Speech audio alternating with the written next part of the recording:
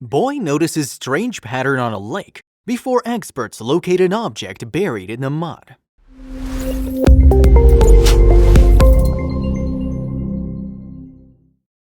A young boy walking through the woods on AnimalsWorld Lake in Estonia noticed something unusual.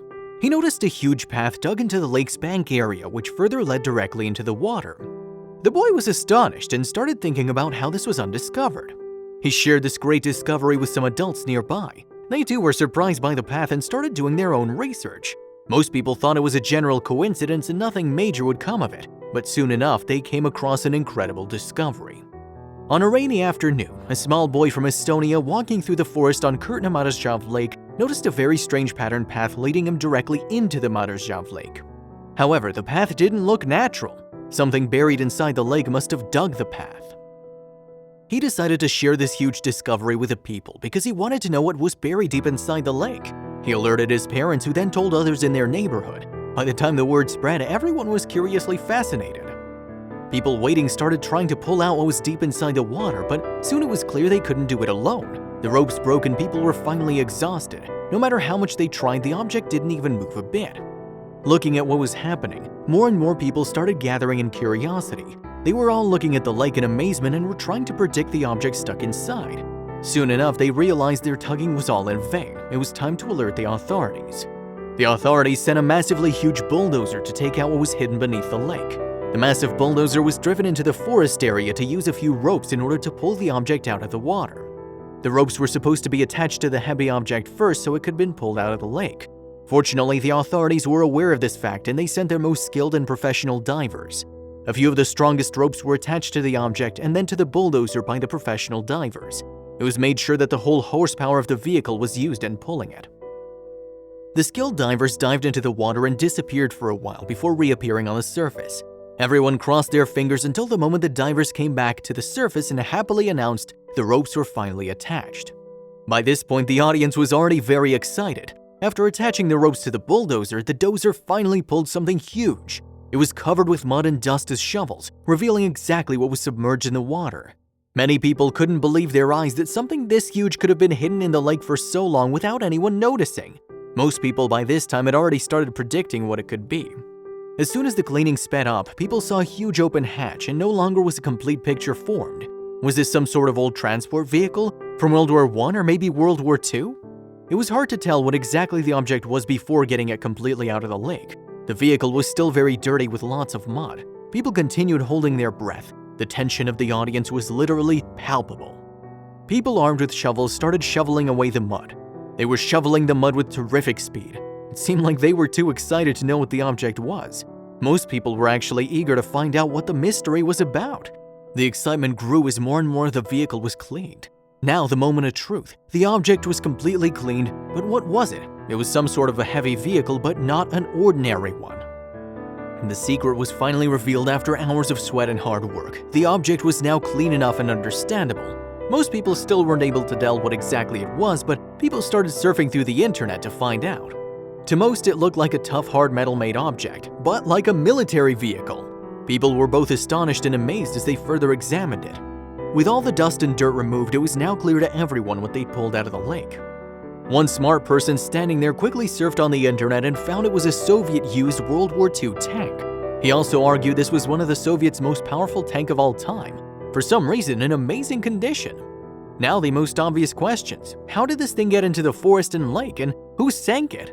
People weren't able to control their nerves as the mystery went further. It was soon clear that the mystery was about to be solved. The people made no delay informing the authorities, and the authorities immediately came to the spot and further informed that it was a T-34-76A built by the Soviet Union during World War II. The mystery was being more intensely solved. People started thinking about the possible reasons why the Soviets would sink such an extremely powerful tank into a lake. Many started giving their own predictions and reasons, but the original answer was yet to come. And trust me, it was pretty amazing.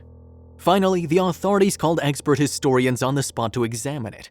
After a deep analysis of the tank, the historians finally said it was intentionally sunk by the Soviets to prevent the enemy from using the tank. Historians further explained that at the time of World War II, the T-34 was the most powerful tank in the world.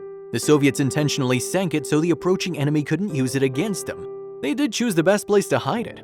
It was incredible research to find a 27-ton Soviet Union tank laying in the water for around 56 years. The water managed to erode some parts of the metal, but it still looked amazing. It almost looked like you could jump in and start going. This wasn't the first tank to be found in a lake. Several German tanks have also been found in Russian waters. There are still several undiscovered tanks yet to be found too, most of which are random, such as built for construction work. Now it was time to tow the tank and leave it somewhere safe. After a few hours, the tank was now successfully towed far enough to the lakeshore. People spent a lot of time taking pictures and posing with this incredible piece of history. It was just incredible to find something this old in the water and in such perfect condition. A few years after this incident, though, something even stranger occurred in a lake on the opposite end of the earth. About 100 miles from Portland, Oregon, the famous Detroit Dam built on River Santiam forms a very well-known reservoir, Detroit Lake. The reservoir provides water to the city of Salem and fascinates tourists every autumn. The reservoir was first built to provide electricity to nearby places. Today, however, it is a small fishing paradise where rainbow trout and king salmon swim. But the lake becomes extremely fascinating when once a year, no fish swim in it. Towards the end of the year, the lake starts getting dried up and completely dries off, barren land with just rocks about it. The locals flock to the mountains of Marion Country at this time, not only to see the barren land, but something else too. They draw themselves to the dry lake to crack the mystery this lake holds. They knew there was a great mystery, but it could only be cracked during the autumn and early winters. In this epic race of cracking the mystery first, most travelers usually abandon Route 22 between October 1st and January 1st, hoping to get a good look at the history of this beautiful lake. There are literally hundreds of people every year who try to find out the history. This is because of what protrudes from the bottom. The lake bed starts looking like a troop of soldiers as if it were a giant. A vast barren landscape gets revealed as soon as the water slowly dissipates. With this, it also reveals the long-kept secrets of the land. As the lake dries up, hundreds of tree stumps become visible. These tree stumps run through the whole landscape like lunar craters and overall create an eerie atmosphere. You could easily see thousands of tree stumps lying on this barren land. They're a bit different from usual as well. Touching one of these feels like some unusual bark. Obviously, this was because it was a very thick stump resting at the bottom of the famous Detroit Lake for decades. Many people started wondering as if these stumps were dried up because of the lake. In summers especially, this lake is a very popular place for water sports. But few argue that the lake had some history of its own and this was just a part of it. In 2015, a major drought struck the region and the water level dropped to a record low, revealing the deepest deposits of the reservoir. It was the first time since the water level had dropped that much since 1969. Persistent drought and the lack of snowfall in the Cascade Mountains made sure the water level of the lake fell 143 feet that year. Dave Zahn, assistant sheriff of Marion County, took this as a positive sign and marched towards the lake to explore what was beyond the tree stumps. He wanted to crack the mystery the lake was holding, and this was probably the best time. He didn't have any idea what he'd come across, that it was something unusual no one discovered before. In an interview, he said that he thought of that journey as a treasure hunt for him, and he'd find something in it. He wandered across the dry lake bed and ran his fingertips over the stumps till he saw something unusual. He spotted something a fair distance that seemed extraordinary to him, something that definitely didn't belong. He now had to find out what that strange thing was, which was waiting for over 70 years at Seaboden to be found. On a barren part of the lake bed that had been underwater for over 70 years, the assistant sheriff was shocked to see what initially looked like a thick branch lying between two tree stumps. As he approached the curiosity, he came to know what the object really was. Being buried and covered in sand and mud, it wasn't clear to him what it was at first. He looked at it closely and tried to figure it out. When he looked at it again, he wasn't able to believe his eyes. He immediately came to know that he'd found something remarkable. It was a wooden carriage. It stuck out of the mud and was very well preserved. It had huge wheels attached to it with a spring seat. The low oxygen content in the reservoir was a huge factor for preserving this unique piece of history almost perfectly. Besides this, a huge metal plate was also attached to the carriage that provided some of the details about this piece of great art. The metal plate clearly showed the manufacture of the carriage. Dave took a breath of relief as now he knew this find would go down in the history of the region. The carriage was sent for restoration by the authorities. After restoration was done, it was revealed the carriage was built by the largest automobile manufacturer in America, the Milburn Wagon Company from Toledo, Ohio. The Great Milburn Wagon Company was founded in Toledo in 1848. The company became pretty popular in the States after some years as they started producing stylish carriages before they were replaced by electric cars. The carriage told an amazing story. Moreover, the discovery had opened a path to the past. The history of Detroit Lake wasn't exactly a secret, but keep in mind that not everyone from Oregon was familiar with the history of their region, and this discovery does remind us of all the time when the new Detroit was a great settlement. People of the region were so astonished by the mysterious carriage that they started inquiring about the story behind it.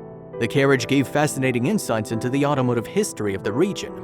The enthusiastic locals took no time in picking up the intriguing story. They had their own opinions on it. Some of them said that in the 1880s, pioneers had left the state of Michigan who then directed these carriages like those found by Deputy Dave. Soon the pioneers founded a small settlement along a river. Initially they called it Co, but later when their settlement got popular and more people started coming from Michigan, it was renamed New Detroit after the largest city in its home state. As the settle gained popularity, it gained its unique importance at the time. Many people deserting the merchant town came to the settlement to live. By the time it became well known, its population mark crossed 200, which wasn't exactly low at the time. Most happy by the settlement were the forest settlers. It was like a dream come true. They built wooden huts out of the wood that was like sand at the time.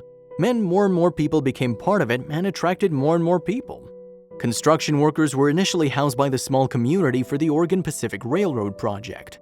But the small community eventually flourished on its own as residents built cafes, churches, hardware stores, and logging operations. Until the 19th century, the place was only accessible by train and wagon and was considered the most important employer at the time, but it was also struggling with a huge problem. They couldn't count on and had to build a dam for the Detroit Lake River and its floods.